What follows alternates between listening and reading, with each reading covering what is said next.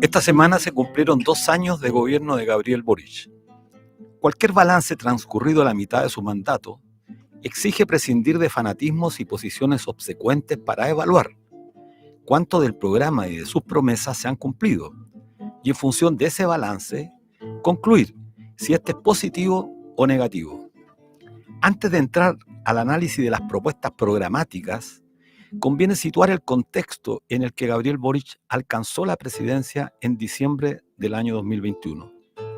Su contendor de la época, José Antonio Kast, en primera vuelta logró alzarse con la primera mayoría nacional, obteniendo el 27,91% contra Boric, que logró el 25,83%. A partir de esos resultados, se desató entre la primera y segunda vuelta una intensa campaña. La sola posibilidad de que la ultraderecha alcanzara el poder provocó una adhesión sin precedentes a un candidato que, hasta hacía muy poco, había sido fuertemente criticado durante el estallido de octubre. El fantasma de la ultraderecha y del pinochetismo que bien encarnaba Kast fueron razones más que suficientes para que se produjese una gran unidad en torno a Gabriel Boric en la segunda vuelta, alcanzando más del 55% de la votación y convirtiéndose en presidente del país. El mal menor, una vez más, terminó imponiéndose en Chile como ha venido ocurriendo desde el año 1990 a la fecha.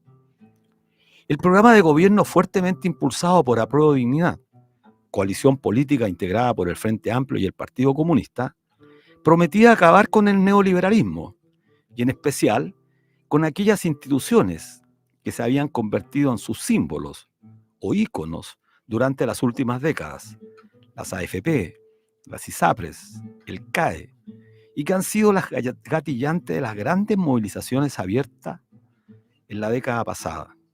Asimismo, en el terreno político se prometían cambios estructurales, refundar Carabineros, acabar con la militarización en el Gualmapu, lo que implicaba poner fin a los estados de excepción constitucional en la macro zona sur. Impulsar una profunda reforma en materia tributaria de forma tal, corregir la profunda desigualdad social de nuestro país.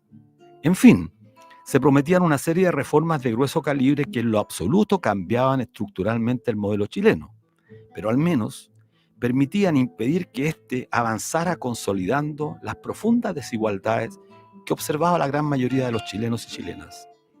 El discurso, emulando muchas veces la figura de Salvador Allende, especialmente al momento de ser electo, fidelizaron a muchos que se habían mostrado un tanto reticentes, críticos a Boric, especialmente a quienes levantaron en las primarias al candidato Daniel Jadwe.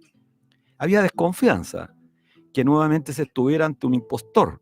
Por eso reivindicar la figura de Salvador Allende cerró todas las dudas y compactó esa noche del 19 de diciembre a Apruebo Dignidad y a los partidarios sin militancia del flamante presidente. En los primeros 6 meses en que los gobiernos tratan de implementar sus transformaciones más emblemáticas, no hubo decisión de al menos proponerlas. El gobierno, al parecer y de manera no muy resuelta, esperaba que el proceso constituyente culminara aprobando una nueva constitución. El resultado del 4 de septiembre del año 2022 echó por tierra esas ilusiones y la realidad golpeó de manera brutal a Gabriel Boric y su gobierno. De ahí en adelante ha sido la derecha la que ha puesto el ritmo y los contenidos de la política en el país.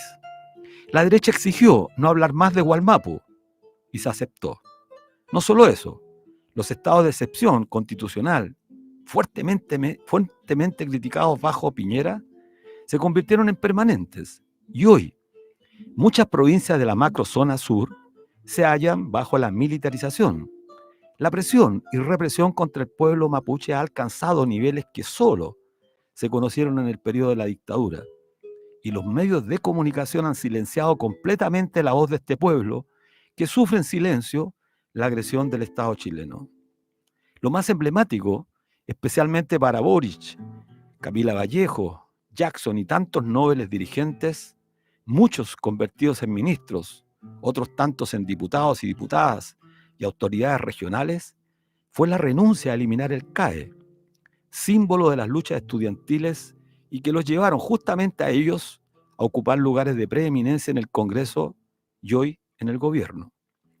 Ello significa que miles de hogares continuarán con el drama del endeudamiento con el Estado, mientras la banca se ha visto favorecida con este negocio en el que convirtieron el financiamiento de la educación. El fin de las AFP ya no fue. No solo eso, sus ministros estrellas, Mario Marcel y Janet Jara, se han reunido en secreto, en muchas ocasiones con los dueños de las AFP, las compañías de seguro, para pactar fórmulas de mejorar las pensiones, pero sin tocar el negocio espurio de la previsión chilena que ya cumple 43 años.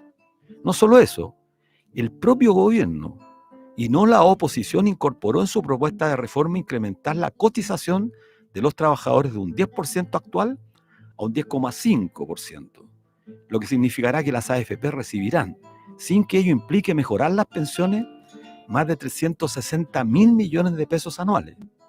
Las ISAPRES, industria que junto a las AFP gozan del mayor descrédito por el abuso sostenido que han hecho contra millones de usuarios, finalmente fueron sancionadas por otro poder del Estado. La Corte Suprema ordenó pagar un monto por ingresos mal habidos ascendentes a más de 1.400 millones de dólares, que según algunos especialistas incluso sería mucho más que eso. Sin embargo, luego de negociaciones, el monto bajó a poco más de 1.100 millones de dólares.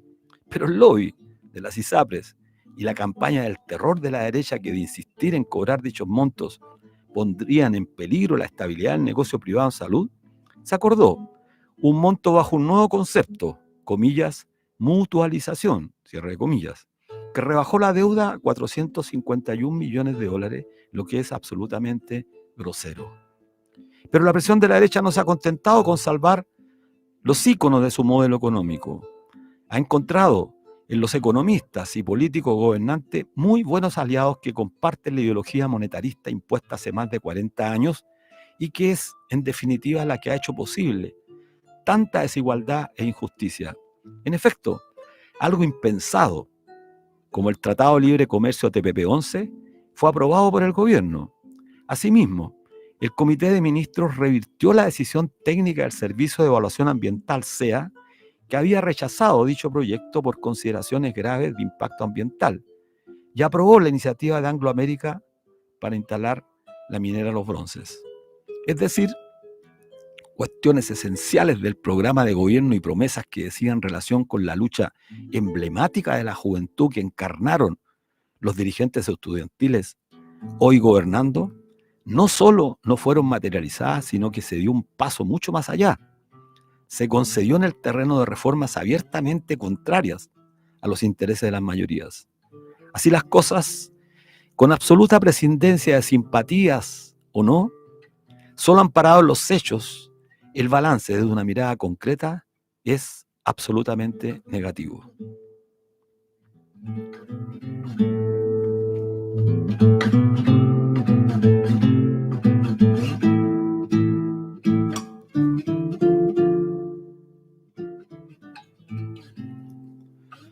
Hola amigos, amigas, bienvenidos y bienvenidas a un nuevo capítulo de Debate Social. Soy Luis Mesina, estamos en el 102.5 del dial FM de Radio Universidad de Chile, en su señal online y por streaming a través de YouTube por canal Punto Social. Saludamos a quienes hacen posible esta transmisión día viernes a viernes. Ana Muga en la dirección, Javier Márquez en la difusión en redes y a Patricio Núñez en los controles. Bueno, y un tema que adquiere nuevamente importancia en el país. ¿Qué pasó con Luis Hermosilla? Aún no se sabe nada de él, pero el caso Audio sigue con repercusiones tremendamente relevantes. Hoy fue allanado el domicilio y la oficina nada más ni nada menos que del director general de la PDI, Sergio Muñoz Yáñez, en el marco del caso Hermosilla o caso Audio. Las órdenes de entrada y registro fueron solicitadas por la Fiscalía Oriente y se fundamenta en las pericias del celular de Luis Hermosilla, desde el cual se obtuvo información que da cuenta de delitos que involucran directamente al director general de la PDI. Muñoz será formalizado por el delito de infracción al artículo 31 de la Ley 19.913 e infracción al artículo 246 del Código Penal. Dicha norma sanciona el lavado y blanqueo de activos. La audiencia se realizará el martes 19 a las 9 horas. Recordemos que en el audio de más de una hora de duración entre el abogado y lobista Luis Hermosilla, el empresario Daniel Sauer y la abogada Bernarda Villalobos, se admitía abiertamente el pago de coimas a funcionarios del Servicio de Impuestos Internos y a la Comisión para el Mercado Financiero. ¿Qué podemos los ciudadanos de este país pensar respecto de la discusión que se instala en los medios de comunicación respecto, por ejemplo, a la seguridad de nuestro país?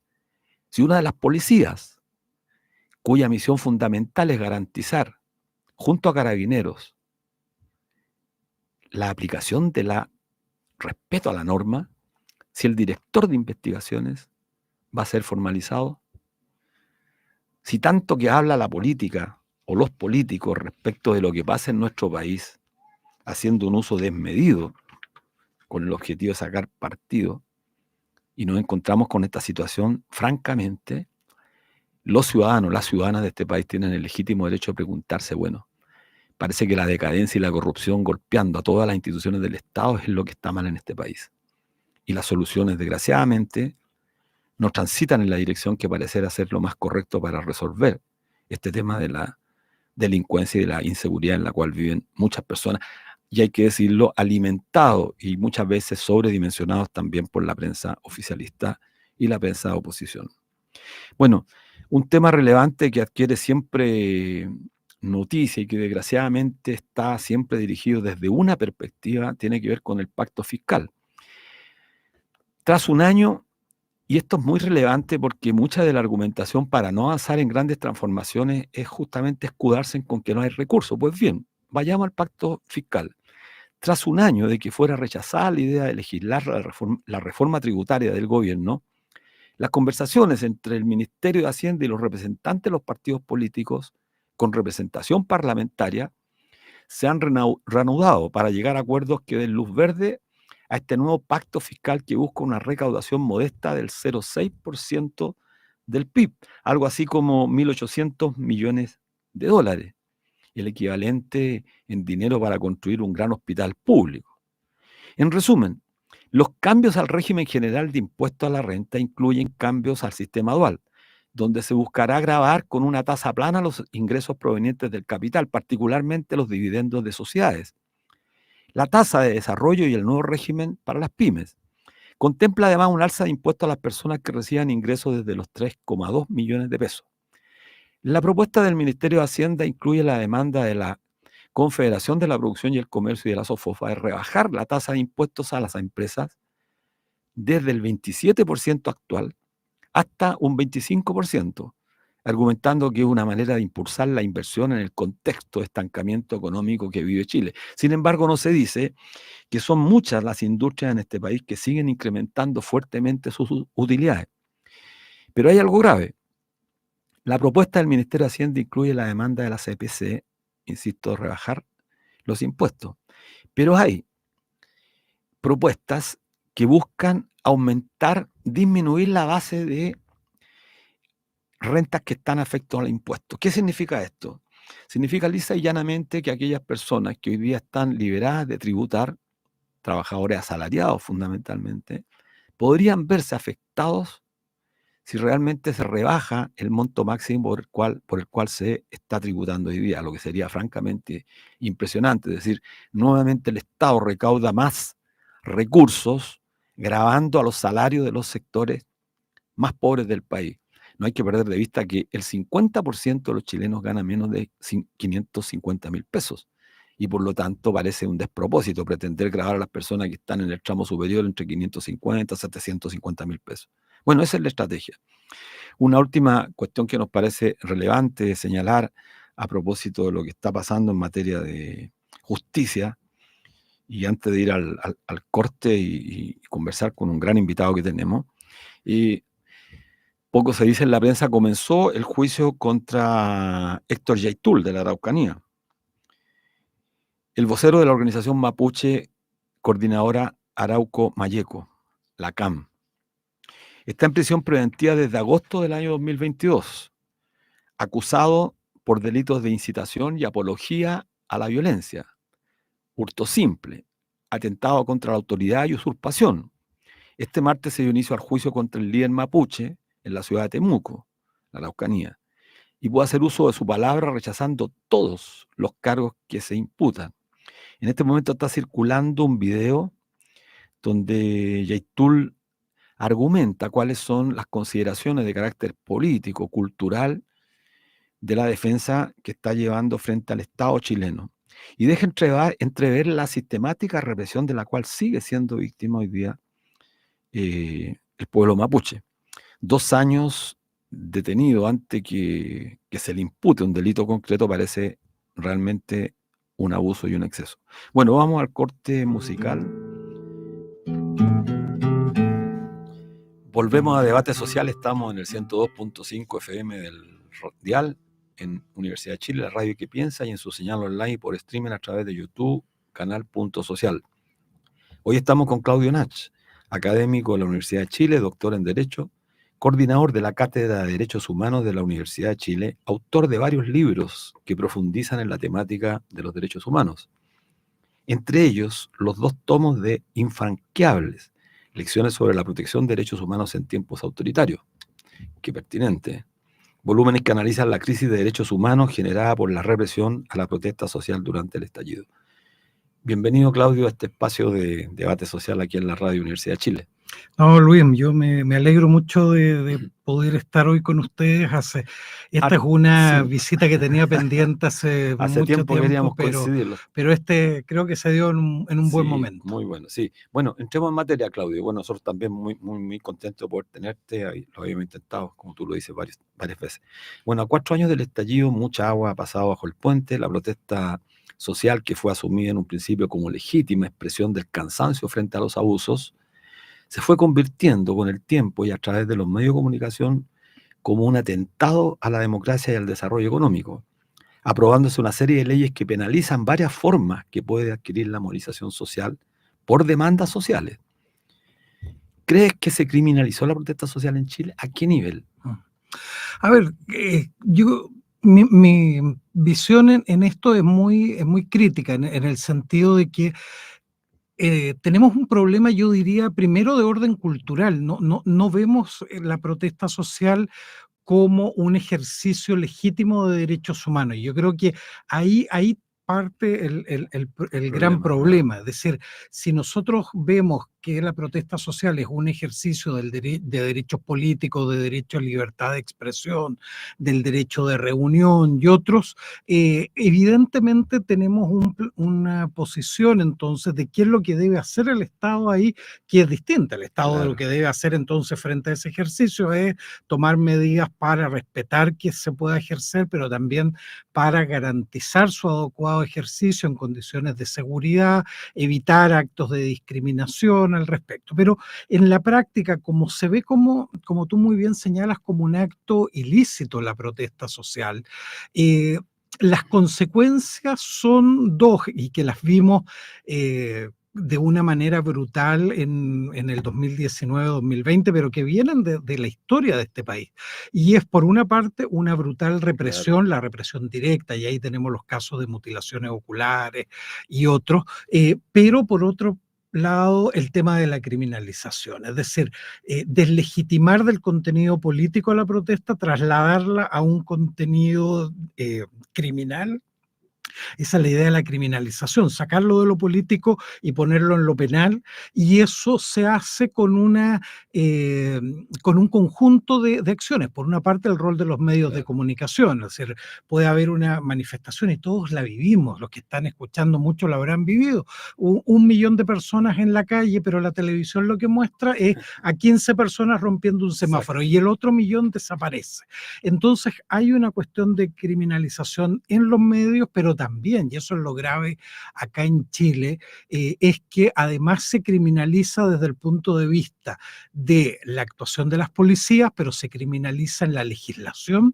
Recuerda, Luis, que en este país se legisló en el momento de represión más dura de la protesta social, la ley antibarricadas, que otorgaba mayores herramientas para la criminalización, y además el Poder Judicial luego de una u otra manera renuncia a la protección del ejercicio de este derecho. Entonces tú tienes represión directa, tienes un entramado legal para mejorar esa represión y por otra parte impunidad por las violaciones de derechos humanos que ahí se cometen, pero persecución a quienes cometen actos o se les acusa de cometer actos de violencia en el marco de la protesta. Es decir, una respuesta muy dura frente al ejercicio de derechos de la protesta. Sí, bueno, casi una fórmula perfecta para Tal evadir cual. la responsabilidad penal que se tiene en materia Ujú. de violación a los derechos humanos, que es gravísimo. Con la reciente muerte de Piñera se elevó su figura a la figura de un gran estadista, y cayeron en el olvido las acusaciones que se le imputaron por violaciones a los derechos humanos durante el estallido, que también llegaron a tribunales internacionales. De hecho, el propio presidente Gabriel Boric había amenazado públicamente que iba a perseguir penalmente las responsabilidades que le cabían a Sebastián Piñera. ¿Cuál es el estado de esas acusaciones ahora? ¿En qué contexto quedan? ¿Qué pasará con ellas? Pierden realidad. Lógicamente, penalmente no se puede perseguir porque ya falleció Sebastián Piñera, pero la responsabilidad y en el resto de los sujetos que colaboraron en la aplicación de estas flagrantes transgresiones a los derechos humanos. Sí, mira, Luis, frente cuando se producen actos de esta magnitud, es decir, actos que pueden llegar a configurar crímenes de lesa humanidad, violaciones gravísimas de derechos humanos, se generan responsabilidades de distinto orden. Están las responsabilidades penales, que son siempre individuales, hay responsabilidades administrativas, civiles, de orden histórico, responsabilidades morales, es decir, hay múltiples, incluyendo la responsabilidad internacional por infracción a las obligaciones del Estado. Obviamente con la muerte de Piñera se extingue la responsabilidad personal de él frente a estos hechos, pero en ningún caso eso implica que tengamos que reescribir la historia. Yo creo que ese es un punto que fue muy, muy fuerte luego de, obviamente, la muerte trágica, un accidente trágico donde muere el expresidente Piñera, pero eso no nos puede hacer olvidar de que él muere imputado por crímenes de lesa humanidad y muere imputado por crímenes de corrupción. Ahora, ¿qué es lo que debe suceder? Los hechos que se estaban investigando, donde pueden haber otros involucrados, deben seguir siendo investigados. Y de hecho, el Ministerio Público tiene aquí una enorme responsabilidad de legitimidad frente a la sociedad, de dar una respuesta efectiva, al menos en los casos más graves. Y digo al menos porque las propias cifras, Luis, que ha entregado el Ministerio Público y que Amnistía Internacional las ha hecho públicas ya más de alguna vez, es que aquí se presentaron, hay cerca de 10.900 investigaciones de graves violaciones de derechos humanos. De esas 4 años, y en octubre 5 años se van a cumplir, tenemos 20 sentencias definitivas, tenemos más de la mitad de los casos cerrados, muchos de ellos sin ni siquiera haber citado a declarar a las víctimas. Es decir, en Chile se ha instalado nuevamente, al igual que lo que ocurrió en dictadura, se instaló la impunidad. Y tenemos una impunidad que no solo tiene que ver con elementos penales, sino que lo que ocurrió a partir de la muerte de Piñera nos habla de una impunidad cultural, es decir, que el presidente de la República, que, como tú muy bien dices, siendo candidato, señaló que iba a perseguir y sí. que estaba avisado. Piñera, luego de su fallecimiento, dice que le tocó vivir circunstancias extraordinarias, pero que siempre actuó en el marco de la Constitución y las leyes. Eso es absurdo. Es decir, nosotros como país nos merecemos más respeto por parte de las autoridades y ese negacionismo es una falta de respeto, no solo con las víctimas, con la historia de este país. Sí, me parece muy bien ese contextualizar como lo está haciendo, una falta de respeto a la ciudadanía. A mí también me parece que el presidente se auto-otorgó licencias que no corresponden, que están más allá del campo, no solamente del derecho, sino que están más allá del campo de la política, porque tienen que ver con cierta ética en el actuar de la política.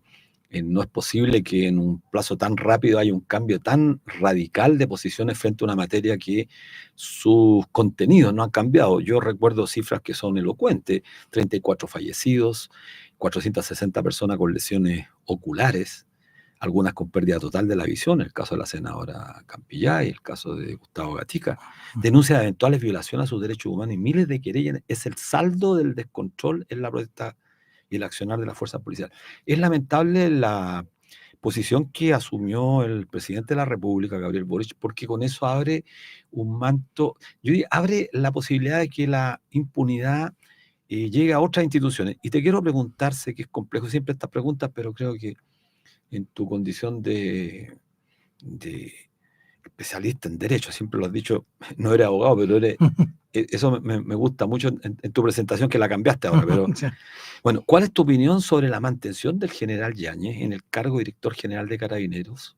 Pese a estar con fecha de formalización para el 7 de mayo por su responsabilidad frente a estas violaciones.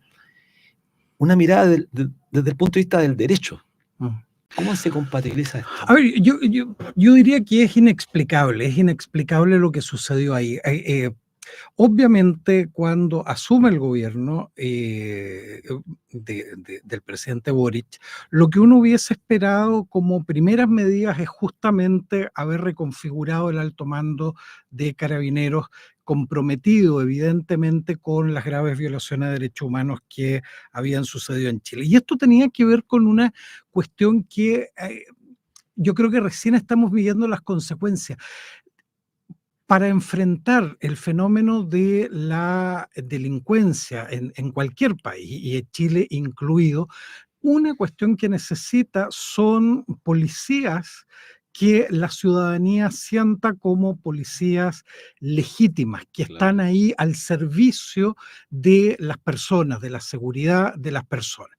Entonces, cuando nosotros tenemos fuerzas policiales que se han visto involucradas en graves casos de corrupción, no hay que olvidar que esa es una Sí. investigación que sigue abierta, donde han estado involucradas luego en situaciones de graves violaciones de derechos humanos, obviamente eso requería una transformación profunda. ¿Para qué? Para contar con fuerzas policiales legítimas digamos, a la luz de la ciudadanía. Y lo que nos hemos encontrado es con que se mantuvo a las mismas autoridades que hoy día les generan un problema ya no legal, sino que político al gobierno. Es Claro, decir, sí. ha mantenido el apoyo al general Yáñez y ahora se encuentra con que en un mes y medio más, en mayo, va a ser formalizado. Entonces, ¿qué se puede esperar ahí? ¿Va a esperar que lo formalicen por estos graves casos? ¿Apuesta a que pase algo y no lo formalicen en mayo? Entonces, lo que era una cuestión perfectamente abordable, se transforma en un problema político muy difícil de salir. Entonces, uno puede entender, hay cuestiones que son importantes. La presunción de inocencia, sí, pero la presunción de inocencia tiene su ámbito que es en el ámbito penal. Los jueces deben tratar a la persona como inocente, las autoridades deben tratarla, pero un cargo público que requiere de respaldo político, que requiere de respaldo ético, son otras las consideraciones que deben estar en juego para mantenerlo o no en su cargo. Y yo creo que en eso ha cometido un error, que hay que pensar aquí que el propio Piñera cuando se llega al gobierno y se encuentra con un director general de Carabineros que tenía acusaciones en estos temas, lo cambió a los pocos días. Es decir, en esto hay que actuar con una velocidad y seriedad que lamentablemente en este caso no ha estado presente. Sí, sí, muy interesante esta reflexión que instalas, Claudio. Bueno, estamos con Claudio Nach, académico de la Universidad de Chile, doctor en Derecho y especialista en materias de derechos humanos. Así que muy interesante lo que planteas, porque estas son las contradicciones que observa la gente, la ciudadanía, el hombre común, la mujer sencilla, que empiezan a ver estas contradicciones. Después te quiero preguntar más adelante que quienes hoy día reclaman la militarización en la región metropolitana no son la gente de derecha, pues la gente, comillas, de izquierda. Entonces ahí empiezan las contradicciones. En un posteo en la red social tuya, ex Twitter, realizaste un balance de la primera mitad del gobierno del presidente Gabriel Boric. Me pareció muy atinado, muy ordenado, señalando que lo hacías con sentido de realidad, enumerando varias cosas. Primero, no tiene apoyo parlamento para hacer transformaciones que Chile necesita.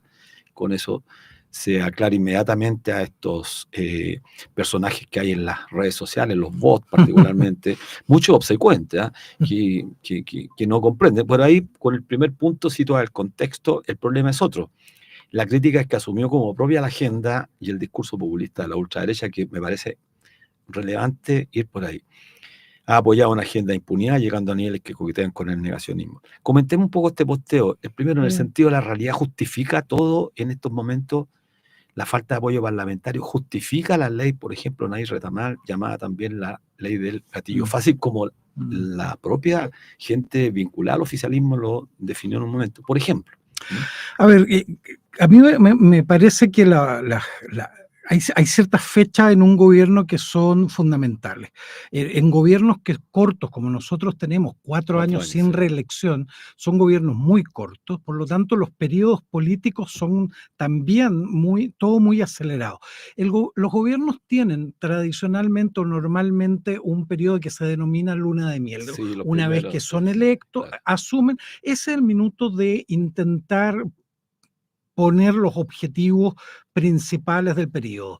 Yo creo que ese periodo a este gobierno se le pasó. Este gobierno no presentó las grandes transformaciones que podía haber liderado o haber querido liderar. Había que hacer política, había que convencer, había que generar movilización, tras, como tú los has señalado, una reforma tributaria potente, una reforma al sistema de seguridad social. No se hizo.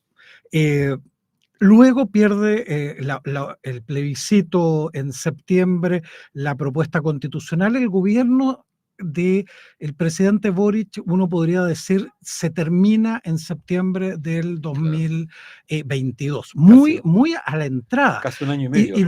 Y luego tenía que reinventarse a los pocos meses, ni siquiera un año. Si él asumió en marzo, de marzo a septiembre. Y ahí se acaba ese gobierno. Y ahí tiene que reinventarse. Y cuando se queda sin relatos, sin una historia de contar, es cooptado de alguna manera por el tema de la seguridad, que ya había sido parte de recuerdo tú, de la campaña ahí con Kast, Boric en la segunda vuelta, el tema seguridad estuvo en el centro. Entonces, un tema de seguridad donde hay que reconocer que es un escenario complejo, la migración absolutamente descontrolada en la época de Piñera nos dejó instalados acá crimen organizado, que efectivamente hay crimen organizado que importamos en este descontrol, y además una sensación ciudadana amplificada por los medios de comunicación de que estamos viviendo una crisis de seguridad. Frente a eso, uno tenía opciones, y la opción que toma el gobierno lamentablemente es comprarse la agenda tradicional de la ultraderecha, que es la agenda de más cárceles, más penas y más facultades a las policías, básicamente, que puedan utilizar las armas. Y ahora el último agregado a ese esquema tradicional, que es los militares. Entonces, esa es la respuesta tradicional. Y este gobierno, lamentablemente, se compra esa agenda y empieza a querer liderar de alguna manera la respuesta de seguridad desde la lógica tradicional de la propia ultraderecha. Y ahí es donde uno entiende por qué uno tiene una verdadera carpeta con varias subcarpetas. Estoy pensando, yo tuve que hacerme una en mi propio computador, carpeta con subcarpeta, con leyes que daban cuenta de este populismo penal. Y ahí está, por ejemplo, la ley Naim Retamal, ahí está una cuestión que se ha puesto poco énfasis, pero reformas constitucionales en materia de derechos se han hecho en este gobierno para poner otorgar mayores posibilidades a las policías en el ámbito de restricción a la libertad personal. Es decir, estamos ante una agenda en general que va en un sentido de militarizar, de dar una respuesta de violencia a la violencia, y esa espiral luego es muy difícil salir con ella. Y piensen los auditores una cuestión que hoy día se está debatiendo. Los militares para labores de seguridad interna. Primero se rechazó, ahora se dice, no, mire, podemos estudiarlo. Luego, si esto finalmente terminan los militares, imaginemos los militares instalados en los metros, los militares instalados en el terminal de buses, ¿qué va a pasar? La delincuencia va a seguir. Entonces la discusión va a ser, sacamos los militares a la calle, pero no le hemos dado facultades. Claro, claro. Entonces la pregunta va a ser, bueno, entonces los militares, si los queremos en la calle, tienen que estar en serio en la calle, tienen que disparar. Y bueno, ¿y qué vamos a hacer ahí? Bueno, sobre eso quería preguntarte, Claudio, que me parece impresionante. Esta semana surgió la petición del alcalde de Maipú, Tomás Bodanovich, militante de Revolución Democrática, para que se disponga de los militares justamente en la zona urbana a raíz de la crisis de seguridad ciudadana. Solicitó a la que se sumaron rápidamente varios jefes comunales de la región metropolitana. Ñuñoa, también militante de Revolución Democrática, Independencia, La Florida, Peñalolén, entre otras. Pero ahora, poco antes en la mañana, supimos que la alcaldesa de Santiago, militante del Partido Comunista, también se había sumado. Entonces tú dices, bueno, esto es insólito, porque, claro, Matei, la alcaldesa derecha de Providencia, dice que no están preparados. Los ex oficiales, los altos oficiales de las propias Fuerzas Armadas han señalado que no tienen la suficiente instrucción para cumplir este rol. Entonces nos vamos a enfrentar con lo que tú señalas, militares disparando o delincuentes quitándole el armamento a militares que no tienen la suficiente preparación. Pero mira, esto ha llegado a tales niveles absurdos que yo no puedo dejar de pensar que en esto hay una decisión política que se tomó y que ahora lo que quiere es de cualquier forma lograr sacarle rédito político. Es decir, acá la decisión política yo creo que es la de sacar a los militares, ponerlos en estos lugares críticos, entre comillas, que sean muy visibles socialmente, y lo que esa petición de Bodanovich, porque no cualquier militante del partido, no es cualquiera, es el alcalde de la comuna más populosa, un posible precandidato de ese sector, va a La Moneda a hacer la petición. Eso no es casual, eso es una puesta en escena. Entonces, para que el presidente tenga respaldo para la medida, que hay respaldo, entre comillas, de quienes están en terreno, de los alcaldes, y luego el beneficio electoral de tomar la medida se lo puede atribuir los propios alcaldes del sector del presidente y no de los de la derecha, que lo vienen pidiendo esto hace mucho tiempo. Pero esto nos lleva a un absurdo, Luis. El propio presidente, y esto muchos fuimos críticos, ¿por qué citaba al COSENA, el Consejo de Seguridad Nacional? El Consejo de Seguridad no tiene nada que ver con cuestiones de seguridad interna, tiene que ver con cuestiones de seguridad exterior. Y en el Consejo les sale el tiro por la culata, digamos, ahora ya que estamos en lenguaje bélico, les sale el tiro por la culata porque los propios militares le dicen en ese Sí, Consejo de que no tienen ni el entrenamiento ni los implementos. claro. ¿Qué vas a hacer con un fusil de guerra? ¿Vas a ponerte No a tienen, disparar claro. en una feria o en un terminal de buses? Entonces, estamos en un momento donde yo he puesto esta imagen, Luis, y yo creo que a los auditores y auditoras les ha pasado muchas veces que van a la feria, vienen de vuelta de la feria y se les rompe la bolsa, ¿verdad? A todos nos ha pasado alguna vez en la Sí, vida. sí. ¿Y qué pasa? El desfonde, se te empiezan a caer las cosas. Y la única forma de pararlo es volver a cerrar ese desfonde. Yo creo que este gobierno se nos desfondó. Este gobierno se desfondó y está cayendo todo y no hay sustento. Y yo creo que ahí viene el rol del movimiento social, Luis. El movimiento social es el que puede frenar este desfonde. Es el movimiento social el que ante las presiones de la derecha política, la derecha económica, a este gobierno, un gobierno absolutamente perdido políticamente, con muy poco sustento ideológico, entonces la única forma es que el movimiento social sea el que evite que toda la estantería de Estado de Derecho, de derechos sociales con lo que ha costado lograr ciertos avances, todo eso termine por caer. Y ahí entonces tiene que haber un ejercicio de rearticulación, tiene que haber un ejercicio de nuevas propuestas, de capacidad de enfrentar temas cruciales como el de la seguridad, la delincuencia, desde una lógica que no sea la lógica tradicional de la muerte para enfrentar la muerte. Entonces, yo creo que ahí tenemos nosotras un tremendo desafío.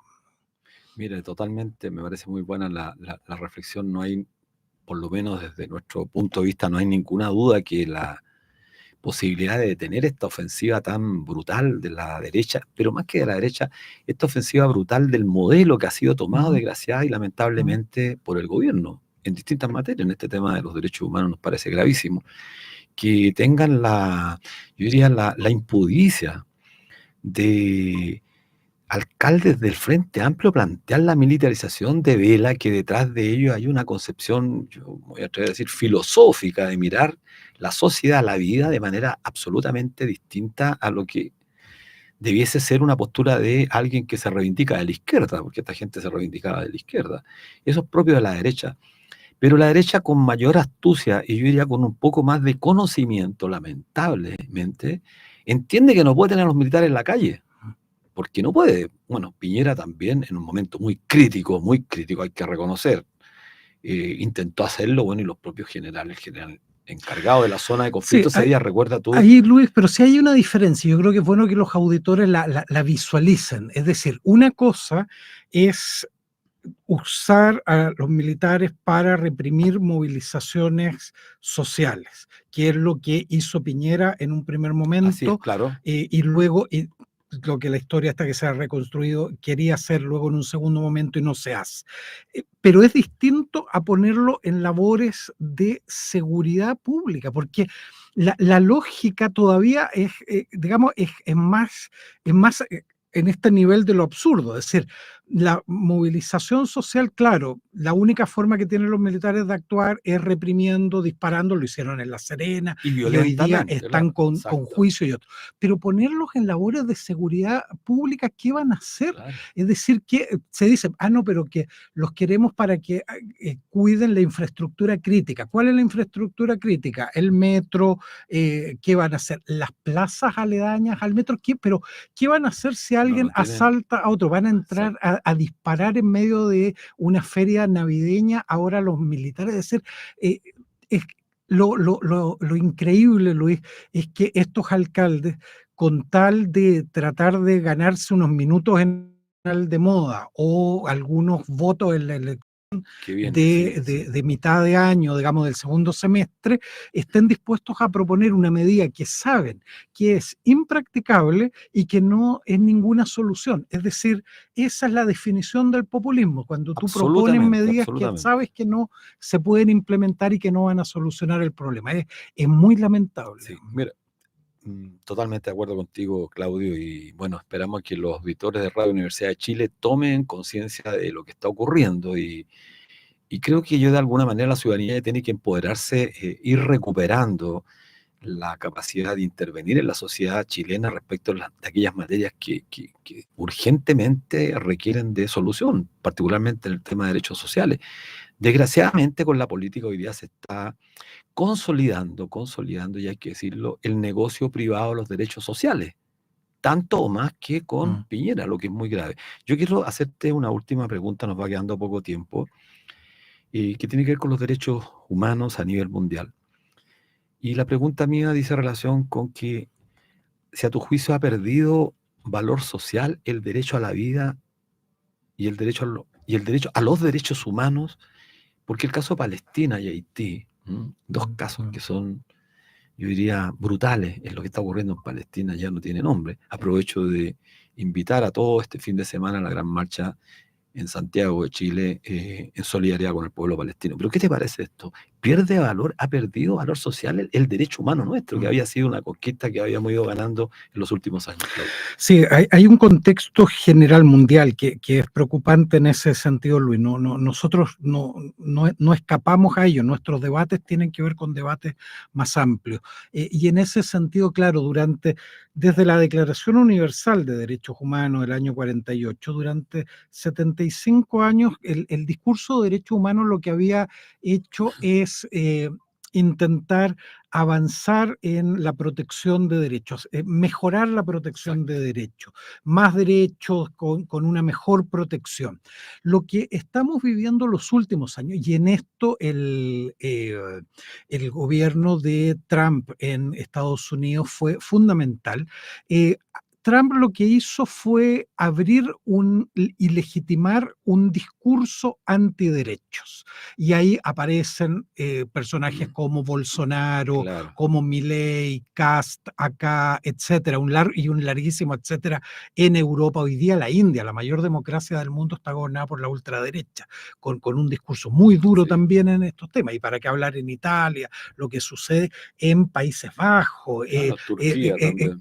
en Turquía, Hungría, bueno, Polonia acaba de salir de uno de estos gobiernos, pero hay una tendencia general en esto de un discurso antiderechos que no solo está discutiendo la legitimidad de las violaciones de derechos humanos para enfrentar el terrorismo, las crisis de migración u otras, sino que discutiendo el fondo de lo que parecía un acuerdo de la humanidad, y es que hay ciertos hechos que son intolerables. Y uno de ellos era el genocidio.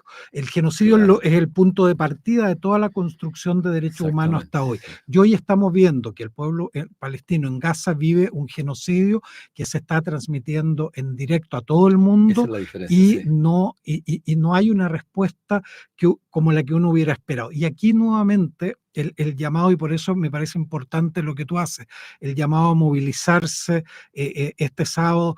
A nivel mundial hay masivas manifestaciones. ¿Por qué?